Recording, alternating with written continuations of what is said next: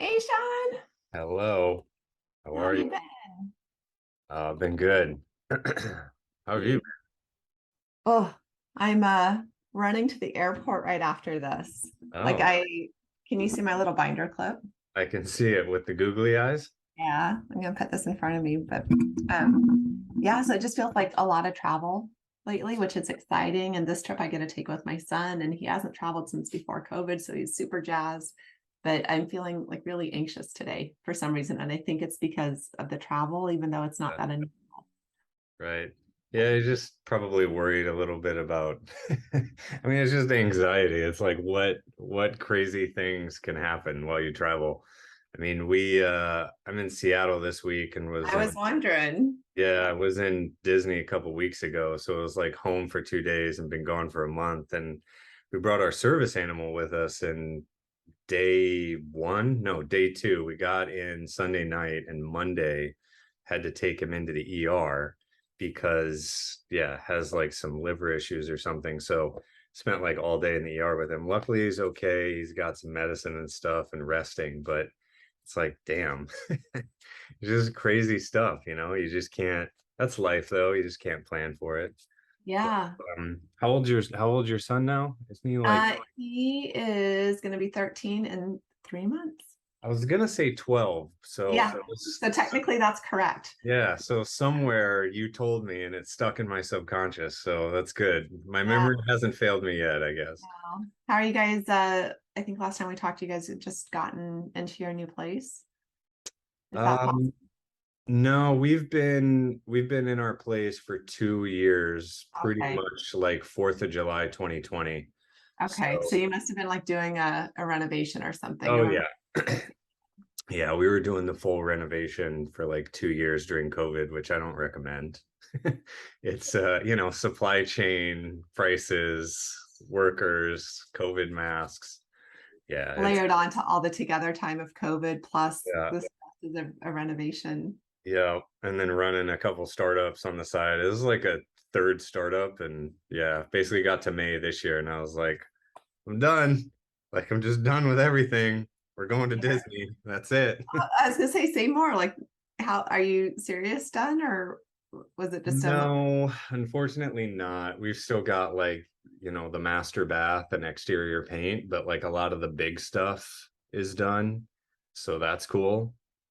Yeah, but it's one step at a time, like rip it open, find new stuff. I mean, we've essentially replaced everything in the house. So like down to the outlets, like the actual physical things that you plug cords into, not just the faceplates. There's like you don't even think about it until you're going in manually because I was doing this. And I think I counted like 50 or 60 different outlets and switches. And you can do maybe two or three an hour if you're really going fast because we painted everything white and it was like a cream or an almond before. So it's like it looks weird. You can't just leave it. So it's like, oh man, like everything, literally everything in the house except for the wiring and some of the 2x4s. So there you I go.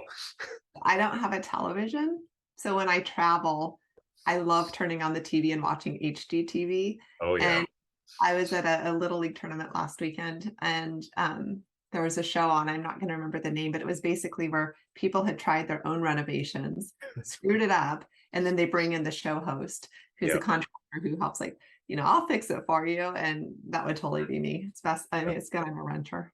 Oh, well, that's where we were. I mean, we did the same thing. We watched HGTV and it's like, oh, this is easy. We could do a full renovation in 30 minutes. Like it's totally fine. That's what they make you think. And well, reality isn't so close. But yeah. So anyways, that's my fun stuff. What's new in Yeah. your world? I saw you had MIT review, got an article in there about some of your research and your work. That's pretty freaking cool. Yeah, that was really cool. And it was a fun, like an oddly fun process too, because Deborah Milstein was the editor on it, and she herself is incredibly collaborative. And Mhm. so just the whole submission and workshopping the article was fun. And then it got I think it was in June that it went up on the print site, or sorry, the electronic site. And Yeah. then I get this email saying, hey, your article was selected for our print edition, which I mean, what a nice pat on the Yeah. back of like, hey, this stuff actually matters and we want to share it with others. So I'm super jazzed about that. Yeah. That's amazing. I mean, yeah, it's every single organization with an employee count greater than one has to collaborate. I mean, in relationships, you have to collaborate in the real world, like even ordering a coffee, it's communication and collaboration and expectation. So I think it's like a huge deal that people just don't spend enough time with. And I just see so many organizations. I mean, even big tech organizations don't, even product teams don't know what they're building, don't know the product they're building. Like, and I just can't help but think of you and Aw. your work. And I'm just like, I mean, it's gigantic. Like the market size for what you're doing is like everything. It's Now we gigantic. need to figure out how to make sure people know that I exist. But so to your point though, like I think there's this distinction between product and the people. Mhm. So being able to product manage or project manage the ins and the outs and the contingencies and the this is going to happen, this is going to happen, and the workflows, like that's about managing the product, and that's really important. But if we, I don't know, I feel like if we try to do that without also paying attention to the people side, i.e., the relationships, two things are going to happen. You're going to end up either in these really contentious, like Mhm. growly sort of relationships, or you're going to under leverage what could have been possible had that relationship actually been invested in as well. So like Yeah. I have this image in my head of it's like trying to cook without salt. Like if you want those really amazing pops, you got to have both ingredients present. Yeah, it makes a ton of sense. I mean, what have you found is like all the work that you've done, the people you've spoken to, what do you think is like the biggest problem that is it an outcome thing? Like we're moving slow, like we just can't get anything done, there's too much tension. I mean, what do you see as like the catalyst where it's like, okay, you can start unpacking all the stuff that's getting in the way and to find the nugget? Is there one thing or is it just a whole bunch of things?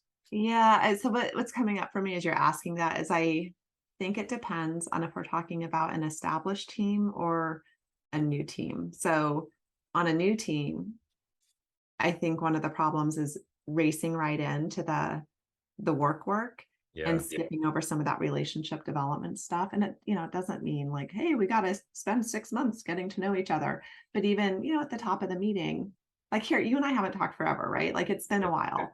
And I remember what we talked about. You remember what we talked about. And we just spent some time revisiting those things. And that's like really basic relationship building stuff. And the number of, I mean, I'm sure you've seen it too, like the number of people who skip right over that, or who you sit down in a meeting, a Zoom meeting, for instance, and everyone's like still paying invoices or sending off that one last email or checking their cell phone when really there's a moment here that we could be having and establishing the relationship, which creates this bank of trust to pull on when the project starts to go off the rails, when the timelines start to slip and things like that. And so I think skipping over that relationship building is one of the problems with new teams.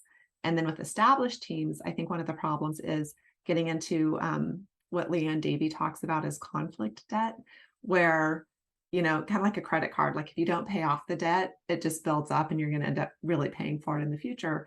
Likewise, she likens that to conflict, where if we don't deal with conflict when it's happening, then it's just going to bite us in the butt later on, and that it's going to compound the impact of it. And so, not thinking like when struggles start to happen in the relationships, and they always do. I mean, I study this stuff, and the number of collaborations, I'm still like frustrated, but figuring out a way to actually clear that and talk about it and do the repair so that we have kind of a clean slate then to for the next project or for this big project to continue. I mean, some of the stuff you're working on, it takes years, right, to actually come to fruition. But I'm curious, like, what did on the other side, actually boots on the ground, what are you noticing?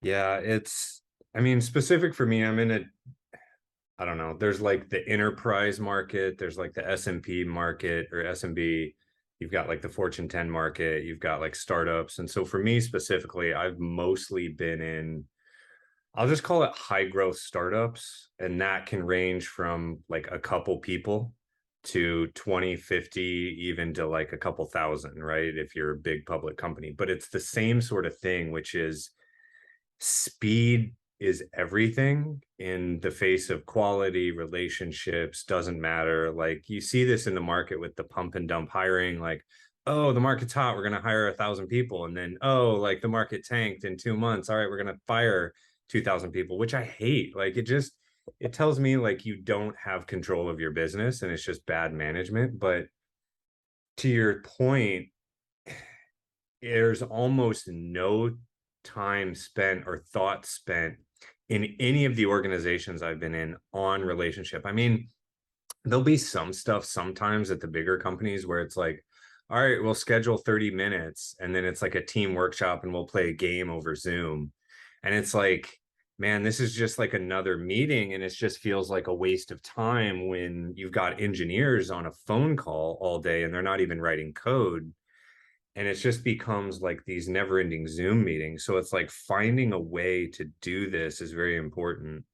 I agree with you. And maybe what you said is like the secret to the whole thing, the key unlock is like, the whole, it's just like the first 5 to 10 minutes of any meeting, like you just catch up with one another. But the other half of what you said, which was um, conflict resolution in the moment, real time, in situ, I think that's very hard for people. I mean, I've struggled with that over the years, and you just sort of let it build and you just like let stuff go because you're like, yeah, whatever, it's not that big of a deal. But that debt, that conflict debt you've talked about, I mean, that's just even in interpersonal relationships, it can come up too. So it's super valuable, not just in the workplace, but yeah, you almost have to nip it in the bud as soon as it comes up.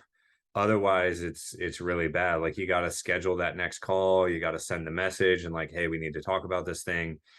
And this is a weird, I'm going to take this to a weird place for a second because this is what it reminded me of. I love weird places. Let's go. Yeah. It's like, I don't know where I saw this. It's some weird social media post on like Pinterest or, one of these like principal things you see on the internet. And it was like kings and queens turn towards conflict and other people turn away. And it's like, if you want to be a leader, if you want to be successful, you just have to deal with that uncomfortableness and become comfortable in uncomfortableness and turn towards the problem, turn towards the conflict, turn towards the issues or whatever, in good or bad situations, and then just contend with it in the moment. Because, yeah, I think that credit card debt analogy is really spot on. Because, There's yeah, I was just gonna say that I want to pick up on something you touched on, which is that it's true in other social relationships too. Here's my big bugaboo. Like we are social creatures, and I think there's this assumption that we're therefore good at doing social relationships. But think about like your life, your friends' lives. How many of us were ever told how to be a good friend, how yeah, to be a good spouse, how to be a good parent? Like most of it is learning on the fly, and we just kind yeah, of assume you either are good at it or you're bad at it, you sink or you swim. That same mythology carries forward into the workplace where, like we're not trained how to be collaborators. Like it's just assumed you can either do it or you can't do it. yeah, And the same poor habits of heart and mind that are existing in our families and in our, you know, neighborhoods and whatnot are present in our workplace. And so then we have people who are leading projects and managing projects who they haven't learned this stuff either. So there's really nobody kind of saying like, look, there's a better way to do it. There are better things and worse things we can do to get our ship moving in a productive direction. And so everyone's kind of like, relationships hard, conflict hard, hide from it. And then, these rapidly scaling companies that you're talking about, I was talking to one founder and he used this beautiful analogy of it's like trying to duct tape together a cardboard car as it's hurling down the freeway. yeah, And there's no time to be like learning about someone's interest and their hopes and fears and dreams, or like, hey, you looked a little, or that barb someone threw at you at the meeting. How you feeling? That landed kind of weird with me. You want to talk about it? Like, who's got time for those conversations when there's a deadline and you need to, demonstrate this KPI and this one right away. And so it's like, I think, shoot ourselves in the foot by kind of sweeping that stuff under the rug, both because we're uncomfortable with it and it feels like there's no time for it. Yeah. It's reminded me of, I'm thinking of times in my career where there hasn't been any of these issues. And one of them was this company we had called Adam and Luna, and we made Story App and the Stories media format. And it was a core group of us, and we had met in New York, and we ended up connecting just on almost like philosophy, and like the things that we liked about the world, the things we didn't, like why things work a certain way. Like one of the things, we went to Central Park and we sat there and we looked around and we're like, you have every man, woman, child, culture, sex, I mean, it's literally the tapestry, animals, dogs, horses, right? And like everyone's getting along. There's no conflict. Everyone's happy. It's like stroll, it's calm. And you're like, what is it about that thing that engenders this? And I think there's like a deep care that was there. And this was over a decade ago. And we're still like very close friends. We called them family reunions, and we would get together at a place like every year, this place in Juniors called Brooklyn, this place in Brooklyn called Juniors. I know what you meant. Yeah.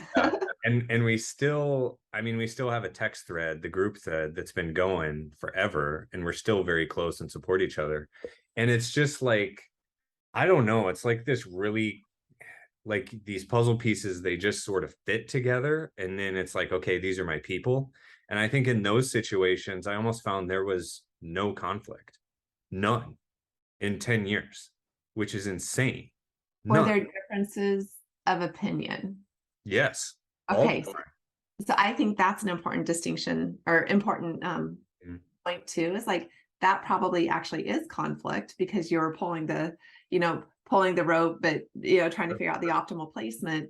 Yeah. But it wasn't experienced as anxiety laden, which I think a lot of people assume conflict has to be. I was curious though, in that relationship, do you remember that first moment where you felt kind of that comfort with the other person, like or the other people, where maybe you said something that you weren't sure if it was okay to say here, or you shared a fail or something, like kind of what was going on there? Oh man, there's two specific instances, and we still laugh about this. A couple of them, actually. The first one was with a gentleman named Tragnark. Trag is his Zord communicator name. He's like a creative, like one of the most creative people I've ever met in the world. Anyways, I first met him. I was in a co-working space in New York. I slid open one of these like doors, like these barn doors, and looked in. He was sitting at his computer, and he looked up at me, and he just had this like goofy grin on his face with his glasses and like his hat. And he's like, "Hey man," or something crazy. And it was just like this, like I'm a ridiculous goofball anyways. So it was like instant connection.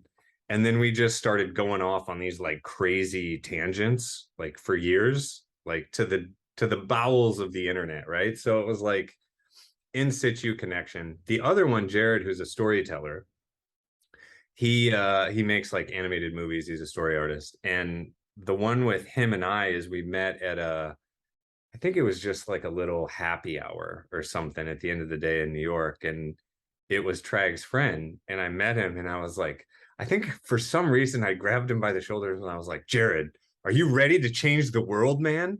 And it just like, I don't even know why I said this, but it just like hit him, and he just giggled and laughed, and it was funny. And then the other one, his name's Chris, his nickname's Chin, and we were on a platform. I mean, this is after we had met for a while, but the reason we got together is he was just very consistent. Like he just wanted to be involved. And we were on a subway platform in New York, and it was like, "Chin, what do you want?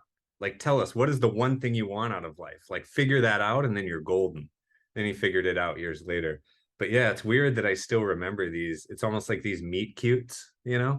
I was going to say, in what the through line I see, at least in the first two and possibly the third one too, is this vulnerability plus authenticity part, where like he looks up at you, Treg, that is, where he looks up at you and he's goofy, as opposed to like, "Yes, I'm not available right now." So that openness, he was being open, you Mhm. guys are both being silly and goofy and laughing, which, for some people that's really hard to do in a workplace setting.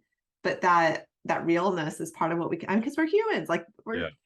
we're in the workplace, yes, and we're still human social creatures. Like all the stuff that makes sense, out in the neighborhood or at the little league plays out here too.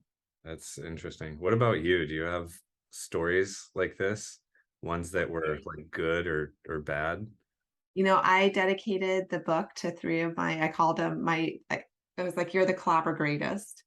And Joe, who I worked with when I was a professor out at the Claremont colleges in California, and Mhm. she and I launched this 5 college collaboration initiative to try to figure out how to get the colleges to better leverage these incredible resources that are, independently operated on the 5 collar, owned and operated. And so there's all this potential literally in a square mile of property. And our job was to figure out, how can we get people to know about each other, to Yeah. care about each other's needs and interests, and then to come together in a way that you can actually amplify do together that which cannot be done alone. Yeah. And then It's like and an education internet. it was so cool. And she was a softball coach, so she was thinking, her mindset the whole time was thinking about what works with her players Yeah. to create team dynamics. And plus we were both just, something I really value is the responsiveness and we know what our tasks are and we get it done. And there's like really high accountability because, like I mentioned at the top, like I get anxious when I'm not sure everything's going to go okay. And so to have that steady partner who's like, I got it. And she actually has it. Every single time she says she'll get it done, she gets it done. Yeah. That is just so, for somebody who's anxious like me, like that's so helpful to reassure me. And then Michael, who was an external consultant on that project, who he's the one who I would sit down and have calls with him every week and say like, oh man, how do I get all of these people to start pulling in the right direction? And he had been working in library collaboration for a lot of years and helped me see like, oh no, there are patterns to this. And it was so encouraging of, Deb, you actually, from your background, you know a lot about this. Like what do you know from the psychology of close relationships that might be relevant here for collaboration? And so he was just really like kind of that he believed in me sort of thing. That sounds so Yeah. cheesy, but it means a lot. Yeah. And then the third one that comes to mind right away is Mantle. And so she was when I was executive director at Heterodox Academy, she was my director of operations.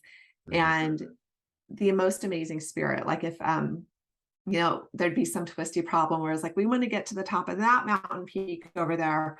And she'd get so excited. Okay, how can we make this happen? How might we do it? And so just that, never throwing up barriers, yet always being realistic and always just like this big, anything's possible if you organize the right, get the right people on board, get the right tools in place, and just so enthusiastic. And like every time we would sit down, the whiteboard would get covered, the sticky notes would be all over the place, and we both had the best time. It probably also helped that sometimes this would happen, like over a margarita, like we'd run down to we were also in Manhattan. So we would leave the co-working space, go get a happy hour, and then, come back and start planning the world. But just that energy was so fun to be in. That's super interesting. Like for both of us, it's like the human spirit. It's like a connection on the human spirit level. And it's like this positive energy of, I don't know, just like this creation energy almost, where it's like you just jazz and it one sort of amplifies the other and it just like keeps you going, Yeah. because I think I found that's the thing is this concept of duration. Like one way to win is you just last longer than everybody else and you just keep going when everybody else falls away because maybe you're more passionate, like you're more into it, like you have these teams or these communities, or it's almost even a stronger word, it's almost like this like core deep human love for someone else, and you have this spirit of creation together that just keeps you just keep going, and it doesn't feel like work, it doesn't feel like, yeah, it's weird, right? It's And I like this think, true and connection. right. And part of that for me, and I'd be curious if you experience it similarly, is almost this disillusion of self, where it becomes, it's not me and the other person doing this thing. It really is this notion of we are doing it. And we are working together, even though I clearly have my own, my own selfhood and my own roles and responsibilities in it. But there's not like this, I need the credit for this, or, we sink or swim as a team. I'm not worried about tracking whose inputs or who did this, who gets the outputs. Like, it's just, no, we're in this, and there's something, very self-expanding and generative, and the focusing on the possible. Though, I know other people are also very focused on, the practical, and I think that's very valuable as well. So I don't mean to dismiss that, but energetically, that's what I'm feeling in those moments too. Yeah. And I also heard it's the process, like we enjoy the process. It's almost like you get a double benefit. It's like just this portion of creation and working together is like a win. Just feels like a win in and of itself. And then if the outcome is successful, then like you win twice. And I think maybe part of it too that gets in the way of this collaboration thing. I mean, you know more than I do. I'm just sort of playing around the edges, but it's this idea like, oh, I work on things I hate to make money. I need to spend on things I don't want, kind of thing. So like if you are showing up and you just don't want to be there and you're just angry because you don't like what you're doing or you're whatever, like it makes it very, very difficult to enjoy that process. And I think the collaboration becomes harder. And then I think burnout too. You can love what you do, but if you do too much of it, like you can just straight up flame out, and your attitude and your emotions don't work well either. Yeah, and this idea of like we need the positive reinforcement. I mean, because some of these journeys that it takes to get to the end of the product or to get to the release or whatever, it's like Decade. Yeah. it takes forever. Like if that's the dopamine hit you're going to rely on for Yeah. sustenance, it's not coming anytime soon. And so it's like finding enjoyment in that really good, honestly, like the really good meeting where cool ideas came up, or that really good conversation or something, and like letting that be a reward that sustains the journey, I think is super important. Yeah, it's so true. I And of course, no, go ahead. I'm sorry, I was just thinking again about in all of our project management softwares, and like we've got all these tools to help keep projects straight, and we have all these different kinds of processes. So whether it's, we're using agile, we're using waterfall, whatever. So like we've got processes and tools down, but where in our, like if I'm sitting down to do a great big project plan, Mhm. where am I putting the people? So we've got the people, the tools, and the processes. Like, are we investing in all of those for the Mhm. health of this thing that we say is so important? We're going to hire the thousands of people to Yeah. make it happen. It's so true. It's like companies don't exist without people, and yet it's like the last thing on the list. It's just assumed we're all machines. Yeah. It's like this gigantic assumption that we all just agreed and accepted and like signed the legal document. And it's like, well, no, like this feels bad. Like It's we're like the, done the here. whole language of human resources. It's like, Yeah. oh, yes, this resource we can mine. And yeah, when you mentioned the MIT Sloan article, and one of the data points from the study I conducted for the book was asking people like, how much professional development have you had and how to collaborate well? And it was something like 30% said none. And an additional bit said 7%, which is like watching a TikTok, or 7% said a few minutes, which is like watching a TikTok video, Yeah. Yeah. but Crazy. yet And then you I go to so school for years to learn hard skills, and then you take professional exams to be a CPA or an actuary or a lawyer or an accountant or whatever. yeah, And it's like, hey, do you know how to work with other people? And it's like, whatever. It's just a gigantic assumption across 8 billion people. Like, yeah, right. we'll figure it out. Whatever. I Yeah, was it's talking to like, a business school professor who said, yeah, we assume people coming into our programs know how to work well together. And so they assign group work like crazy. Like somebody estimated it's upwards of 50% of the work in an MBA program is group based.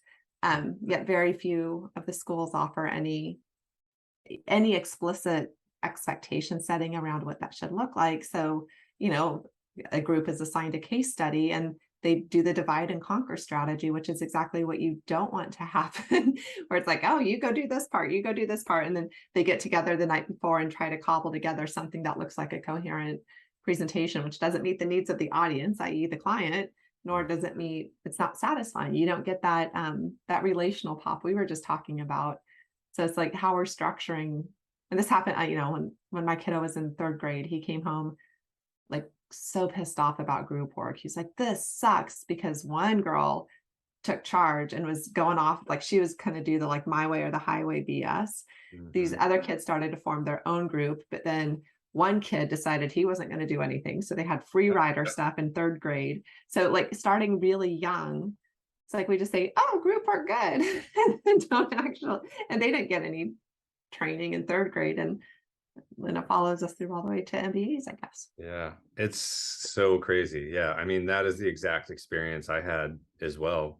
I mean, you've got the one person who like mantles the leader, a couple people who are like doing some work, like, yeah, whatever, I'm not going to fight you on this. And then one person who's like, I'm not doing anything. And then, yeah, like you just come together. So it seems to be hardwired into us where, yeah, and it doesn't work so well. Yeah, and I don't think it is hardwired. This is that I don't think, I mean, there's the individualism thing that's very culturally reinforced in, our North American space. Yeah. But also, like, if you think like way, way, way back, the groups had to work together to hunt, for example. Like that was a coordinated activity to raise, kids in the hunter-gatherer societies. And, even like more modern history, it's like the barns didn't raise themselves, like we were working together in groups. The pyramids. Yeah. Exactly. It's like there are examples of incredible feats of human collaboration out there. And there still are too. I mean, there's still amazing stories, but it's hard in our day-to-day life to figure out how to do it well. Yeah, that's kind of interesting because is it maybe like the degree of how much something matters? Like the third grade group project, it's like, whatever, another one of these. The MBA thing, it's kind of like, okay, I get it. Another one of these. Like you almost don't learn much, but then like raising a ship from scratch is super important because if we don't, we can't catch the fish and we all starve. So we have a little bit more ownership over it, like it matters more. Yeah, I like that. I'm thinking through it. The other side of it, though, is I've seen people where if it really, really matters to them, they grab onto control and they can't let it go because they're so worried other people are going to fail them. Right. So I'm sure there are the personality variables in there too. Yeah. Oh man. And then we're into Enneagrams and personality assessments. And yeah, it's not easy. And then the learning styles too. Visual, written, oral, like the number of dimensions to put a group together, and then personality, experience, our own mental health that we bring to the table, which is a huge deal people don't think about. I think It's a lot of variables to contend with. I think for collaboration, one of the most important individual differences is attachment orientation. So this comes out of it actually originated in the infant literature, where, if there's some kids who they go to the scary playground and there's this really steep slide and the big swings and whatnot, their instinct is to grab onto the parent's leg and not let go, which means they're not exploring their world. Right. Because that to be activated is so uncomfortable. So they stay really close and safe. And then there are other kids who they're like, woohoo, big swings. And they go and like, they're like being perhaps overly risk taking and putting, they're not getting activated in a way that perhaps would keep them safer, even though they get to go explore. And then there are other kids who go out, try the hard swing, fall off, cry a little, come back to the parent, get reassured. And the parent's like, oh yeah, that was you took a big challenge. That was great. Dust you off and now get back out there and go explore. And those attachment orientations that we develop in childhood carry with us into our adult romantic relationships was like the next step for this research. And so, it has a lot to do with whether or not I believe I'm lovable and worthy of care and responsiveness from somebody else, but also whether or not I believe that others can be trusted to love me and to respond to my needs in a timely, appropriate sort of way. That is so entrenched in who we are as individuals. And then, of course, I don't mean to equate workplace relationships with romantic relationships, but that is like we have these prototypes in our head about how relationships work. And of course, we carry that into the workplace. So if I'm someone who believes I can trust others to do their stuff, or if I believe that everybody else is untrustworthy, that I'm not worthy of having my needs responded to, like, of course, that sets up how we interact with other people in the workplace and beyond. So I think of all those individual difference variables, that's the one that I'm putting my money on is the big nut to crack in terms of helping teams collaborate better. Is Sorry, I just realized I went into professor mode. Oops. no, so basically what you're saying is, yeah, because that's the thing. It's like, what's the answer to this whole thing? Because it's so complex and so personal. It's like personalized collaboration for the individual because it's an input output. So it's like how I see the world versus how then I communicate and interact and how that is then received by the other person. And it's like we have no, I mean, I hate to even say this, but I'm just going to do it. Like this AR thing above all of our heads, like like I have a real anxiety about love me. And so I need that. Or like I have trust issues, right? Like a Drake song or something.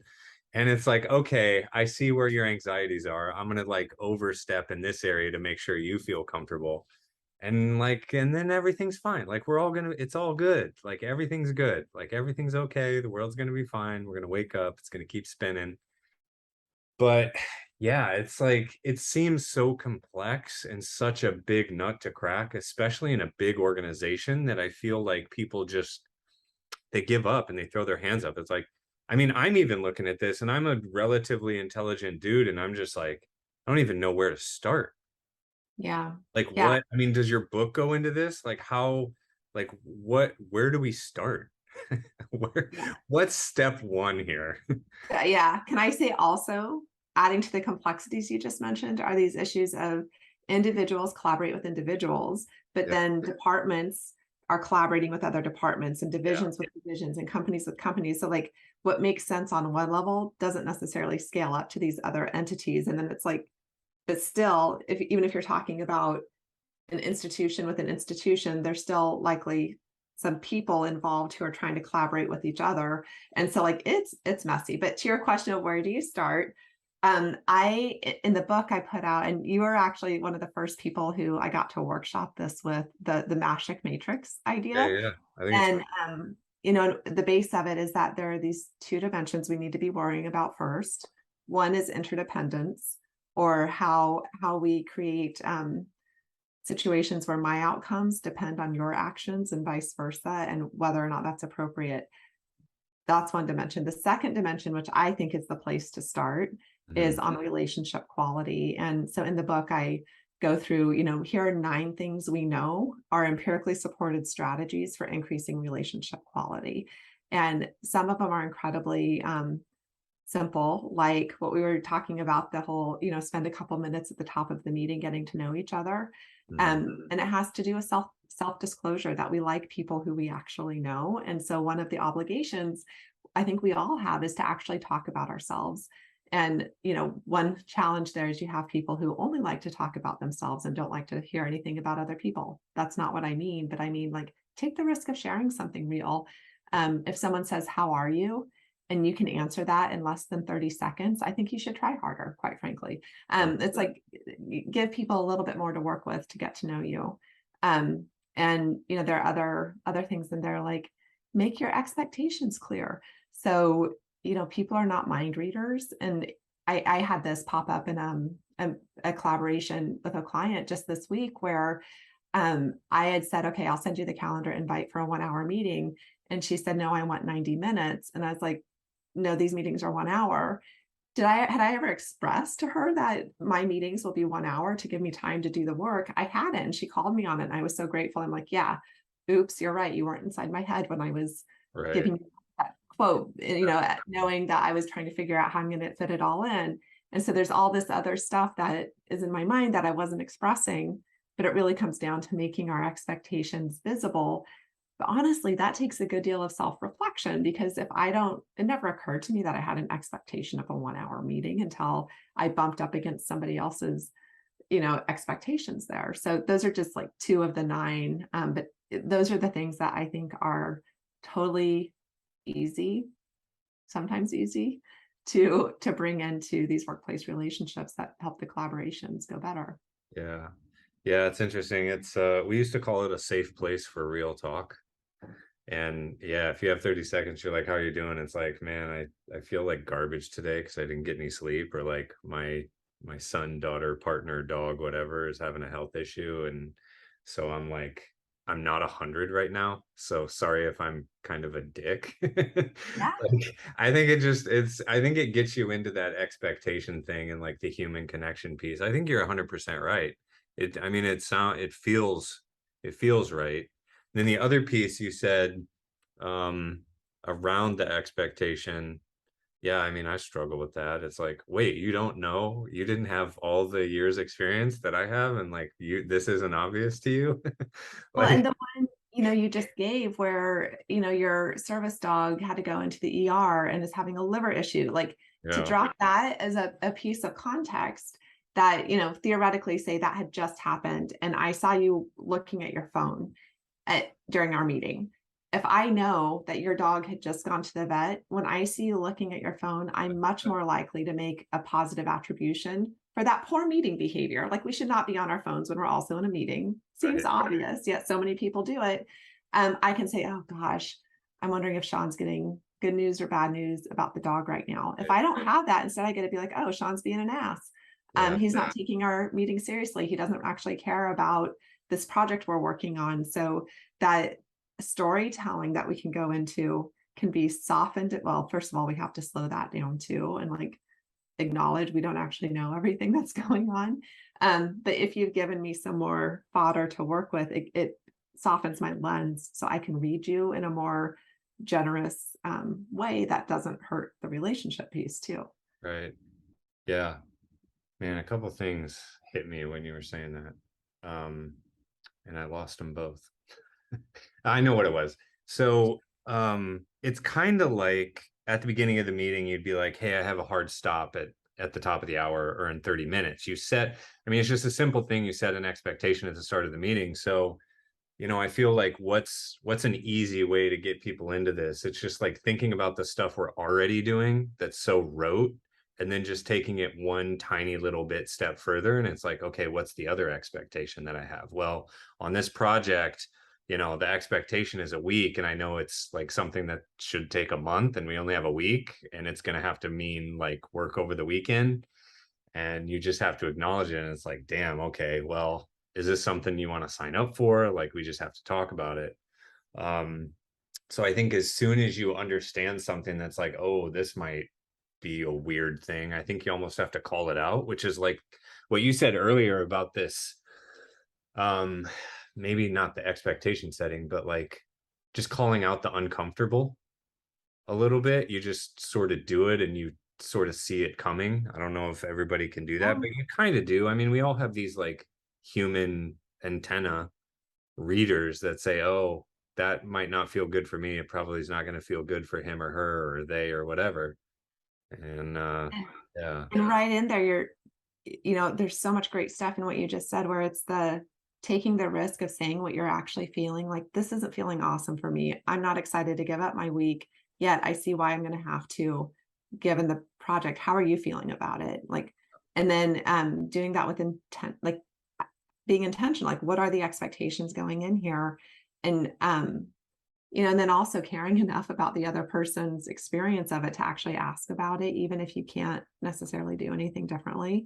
But then thinking, especially if you're in a leadership role, like, what's the compensatory action that I can do to make this a little bit more yeah, palatable? And even if it's just recognizing, wow, I know you said you had your kiddo's birthday party or tomorrow night. Please don't miss that. yeah. Do your We'll thing. catch you Yeah, up tomorrow. yeah, Or, like, hey guys, we're gonna bring in the nice food or something for the late night, or we're we're gonna not do this next week. We're gonna cut back hours, or everyone, take Friday off or whatever. Like, to say, I know you're not a machine and you're giving up some of your own time for this. It's important. Yeah, I think, and what I've experienced, I think there is, maybe it's changed over the years or just the folks I've worked with over the years, but I feel like this whole life come first thing and work come second. Like if you don't take care of yourself, your health, like you don't go to that doctor visit, you don't take care of your child, resentment forms, like you can't do good work anyways. And I feel like that has been recognized and is acceptable, especially in today's world. It's like, okay, take care of yourself, do what you need to do, you can catch up later. I mean, especially in the remote work world too now, where it's like, I mean, and working on the internet. I mean, internet time is 24/7, 365. It's like cryptocurrency trading. It's like it's never off, and we're on phones, and it's just going to keep being that way. So like I've been in the situation where I just completely didn't do anything for myself and everything for the org or the business or whatever. And like it's that debt that essentially comes due. Like the bill always comes due. So it's like better to take care of it. And I found most people are very reasonable about it too, because I think if you give that sort of leeway or just human aspect to them when you need it, it's also there for you. And it's like, it's really not a big deal. It's like, what, 2 hours a day in the infinite game of business, which will go our entire lives and far beyond. It's like, it's not even a blip. It's like Yeah, a it's like single that whole vibration. put your own oxygen mask on before trying to help others thing. Like, we're better able to do our thing and to be there for our collaborators, our colleagues, if we're feeling at least something toward whole. And Yeah. then the idea that if the shock absorbers are spent, then at least for me, like if I'm tired or hungry or stressed out, I'm so reactive. Like that's when I'm going to jump down somebody's throat, Yeah. and I certainly have no intention of doing that, but I don't absorb Yeah. stress, that's kind of stress very well. And so I know that about myself. So when I notice myself getting, growly, Yeah. I keep, like over in the corner, like the bowl of fruit, the snack bars or whatever, so I can at least get some calories in and Like not in be, there. I know, not be a total jerk.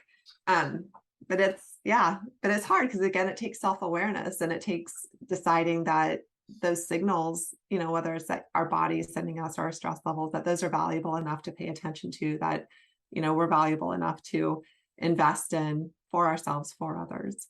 And Yeah. it's true, I think, going back to families too, it's true in families too. Like if you're the parent who's always is sacrificing your own social time or your own dinner preferences or your own temperature that you want the room in or something like that, then that's a lot of give without really nurturing the self either. I agree. I think it's like, how close are you to hair trigger mode? And because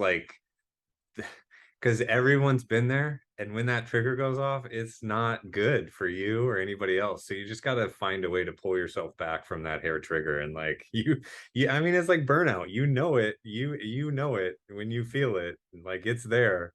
And yeah, like if you haven't laughed in like a week, like you're close to hair trigger mode. Like it's yeah, yeah. That sounds So like a good listicle. If you haven't laughed and yeah, over your clothes, like if yeah. you've got, more than 4 dishes piled up on your desk, you're close to hair trigger mode. God, yeah, that's so real. It's like coffee cups and dishes. Like if you look around and it's just like mayhem in your workspace, it's like, okay, time to step away. Um, so yeah, the one thing, I mean, I don't know if you're comfortable with this, but like afterwards, when I like put the show together or whatever, I'll like include an image or whatever. But the one thing that stuck with me that you showed me the last time we talked about just a specific sort of situation we were contending with at a company I was working with. But I remember this one image. It was like a one pager you had, and it was like the brick wall and like the circular, and you can't go backwards. Like Yeah. if there's one I can include in the show notes or one that you feel very strongly about, that would be amazing. And then we can like link out to your book as well.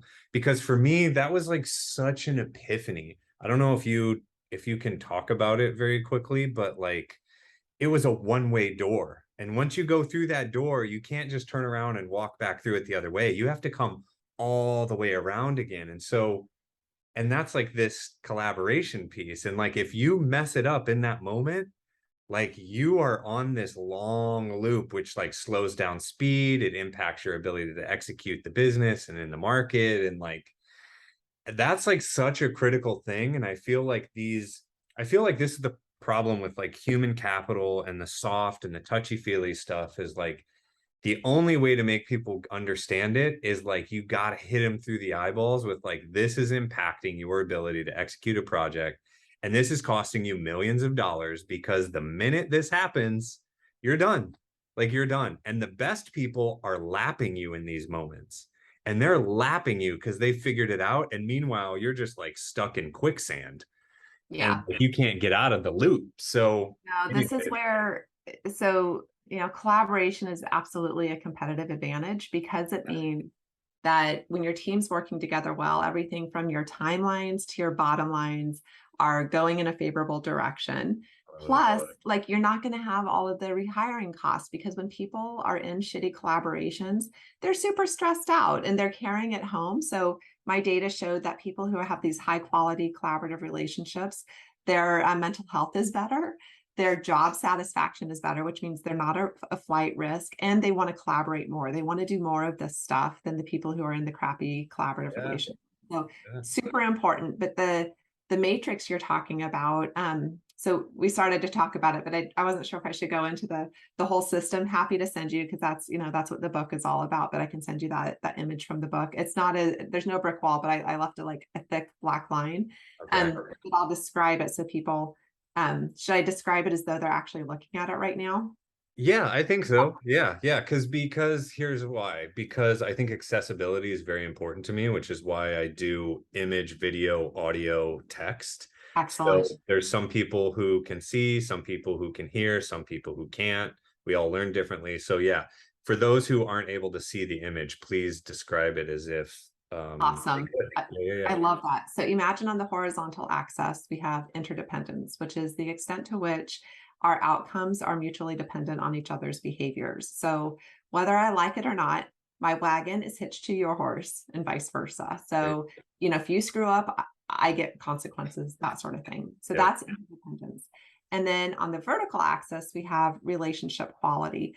It very simply just goes from low to high. And this sounds like the most simplistic definition, but if you think your relationship is going well, you've got high relationship quality. It's totally a subjective evaluation. So you've got these two dimensions, and like every business model, imagine it's a 2x2 space.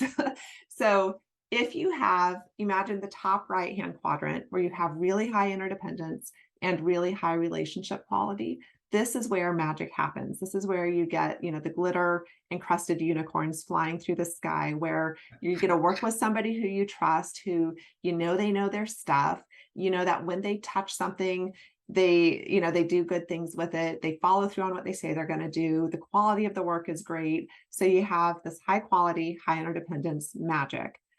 In the quadrant over to the left of that, so now we're talking about the top left quadrant. So we have low interdependence, high relationship quality.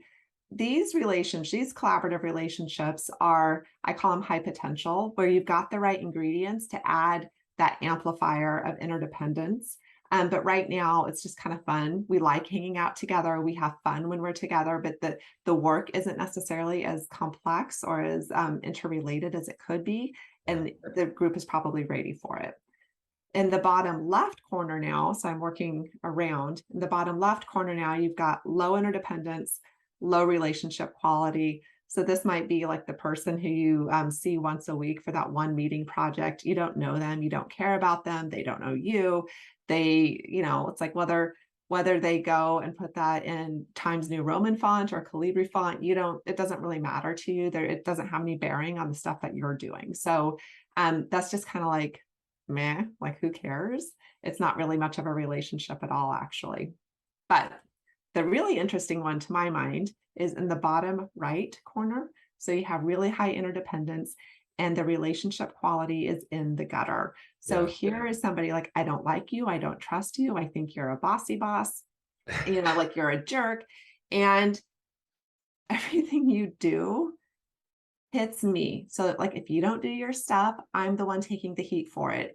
If you do a crappy job, I'm the one who has to go tell the client and like try to cover your ass, even though you did a shitty job, And so it's like, this is the area of collaborate where it's miserable to be in these relationships. These are the ones we're taking home with us that we're venting to our spouse about at dinner, that we are losing sleep over. These are horrible. These are costing companies a crazy amount of money, both in terms of innovation, execution, turnover costs, the how people experience you and your company. Like it's all tanking right here.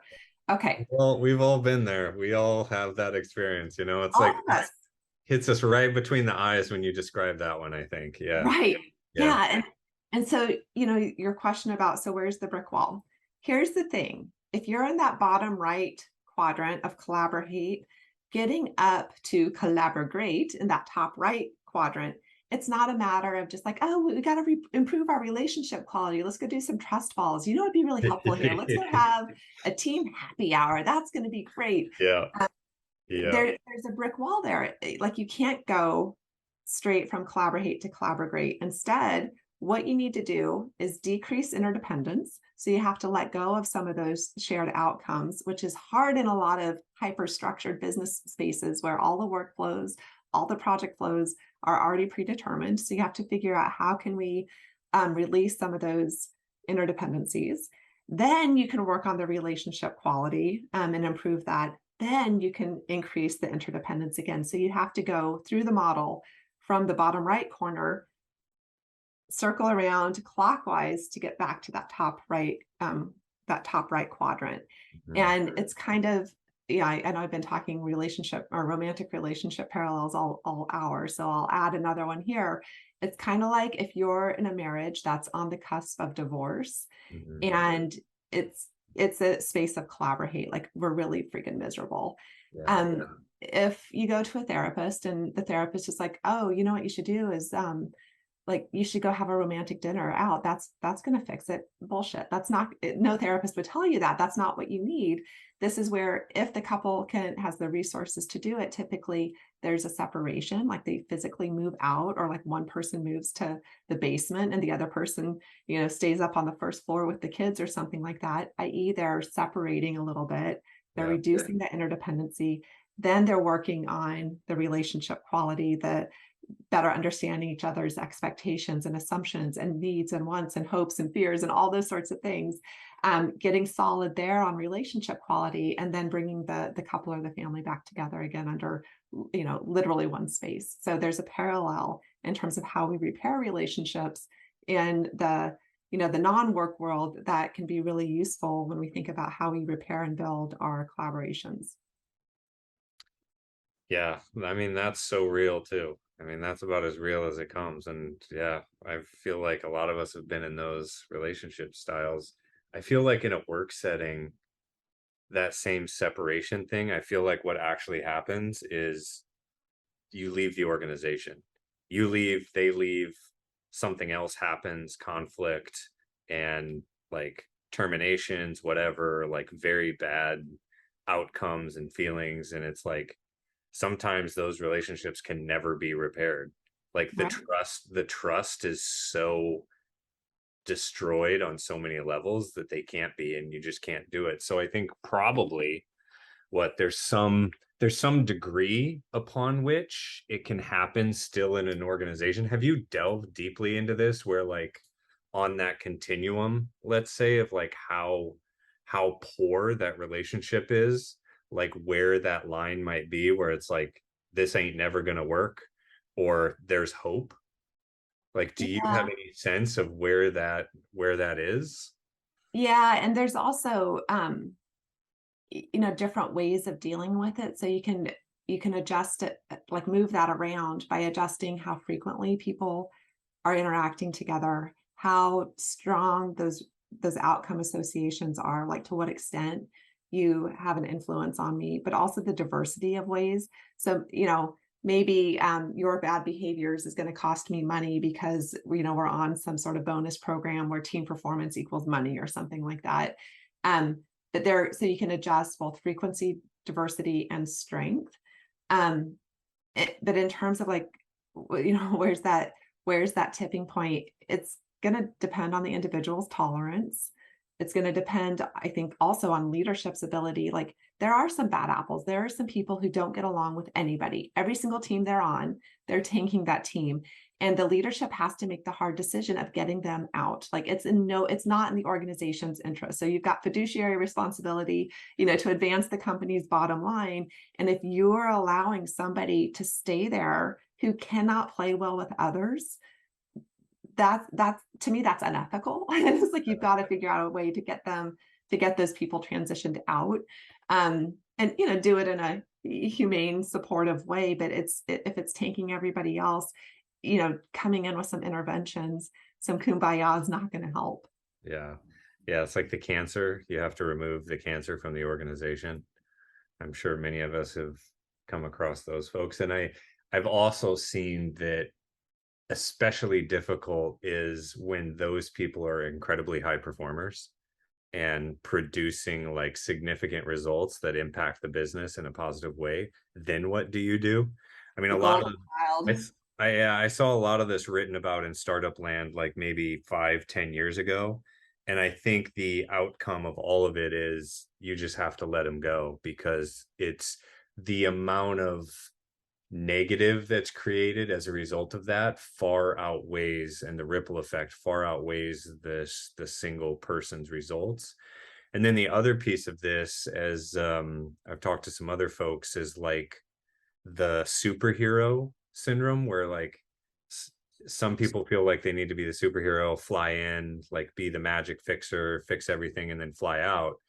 Like, it maybe works once or twice, but in larger organizations, it just ends up like it's untenable. You got to fix the problem at the root instead of like trying to rely on superhero antics, because that just doesn't work either. So I think you're right in both situations. Like, you just have to, yeah, the cancer has to be removed. You just have to be careful of making sure you know what that is. Yeah. And I think, in this situation of the golden child, like the superstar, um, Eddie if Murphy they're shout out. I love it.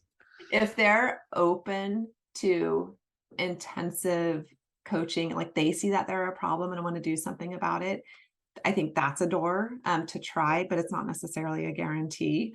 Yeah. And then just a quick story before we hang up here, the come in and fix it.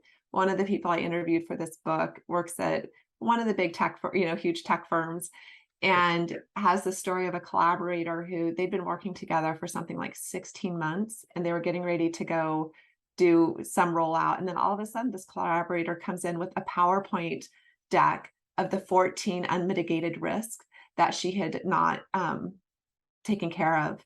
And it's like, for the love of God, you were literally here for the past number of months. Why did you bring this up? And it was like the assessment was, it was somebody who wanted to come in and be the savior, and get credit for being so smart and having been able to see all the things that, like, why would you not have just shared that at a time when people could have actually done something really important with your Right. feedback? That's such a jerk move. Yeah. Yeah, for sure. And I think that sort of thing, is this the person that I know as well? No, Oh, it's no. okay. I think the reason for that, because I've also experienced this, is some poor organizations will take your value, and then as soon as all of that value has been taken from their perspective, see you later. And I see this happen with people I care about as well, and it happens far too often. And so the incentive that gets developed as a culture in the business world, and I see this in every organization, healthcare, tech, what, it doesn't matter. Like, if I'm not irreplaceable, then you can replace me. And it just goes back to this organizational trust of like this pump and dump, hire and fire, and like we're all at will at any time, and I think something's lost there a little bit. But this is, I think, the one thing that I will state about this, because I do have a lot of international folks that listen to this, especially in Europe, and I think America is so hard charging and almost like to an extreme level of productivity and everything, that many of friends and colleagues I've worked with over the years in Europe aren't quite as crazy as us Americans. Thank The other God. thing is like even in France, like sometimes, and this is similar in Japan, like the journeyman is like the term in Japan, but you're hired and you work for a company for your entire life. And like in France, you can't get fired kind of situation, which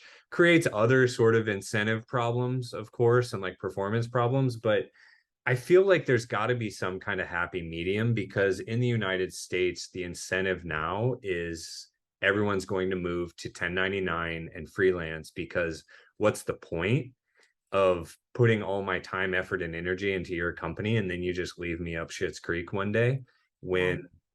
when, and this is the key point, no business would rely on one customer for the entirety of their revenue, but every single employee in the United States relies on one customer for 100% of their livelihood, which is like the dumbest thing you can do. So it's like you're forced into 1099 and freelance and forced to work for multiple companies in order to protect your family and survive. There's And so stability. it feels to me back to like Bucky Fuller's principle, which I am aligned with, is like we need a better system that protects employees, protects companies, allows us to do good work, not get damaged for it, and collaborate. And so I often wonder this whole Web3 thing and like independent together, decentralization, DAOs, if what you're talking about and the real unlock for you and your business is how do you figure out a collaboration approach? Like maybe it's software like Asana, Jira, whatever, project management software, but it's collaboration software such that people from all around the world at a moment's notice can jump into a project, get things going, establish rapport and relationships on like from a standing start and then execute against a goal and then can do that, all over the place because you wake up to money and here's like 5 opportunities in my inbox every morning. And guess which one I'm going to choose? The one that pays me relatively the same, but the one that feels better. And the one that feels better is the one where I can collaborate with people in a nice way. That sounds fun. Your thoughts? No, I think that's I have to get off to the airport. So I think Yeah. that might be the good one to end on, but super interesting. The idea of it's like a collaborative or a micro collaboration platform, which I know we have versions of that, but how to make it worth people's time and effort. Love it. Yeah. Let's tinker on a little bit. And I'll send Okay. you a follow-up because I need a high-res photo for like Apple podcasts and stuff. I've started doing that now, so they'll give Very you cool. a pretty little Um, image up there. is it Yeah. okay if I do that next week? Yeah, sure. It's not a huge deal. I'll send you a note later. I know you got to get to the airport and all that stuff. So if And it's I'm leaving my computer behind. oh my God. I know. Are I you that gonna maybe be that's why okay? I'm feeling anxious. Now Yeah, that I say that's it out why. loud, I'm like, Nikes. Yeah. There you go. I more power to you, man. That's courage, Deb. Well, we'll That's see if it goes courage. okay. I mean, You'll be fine. You got a phone, I right?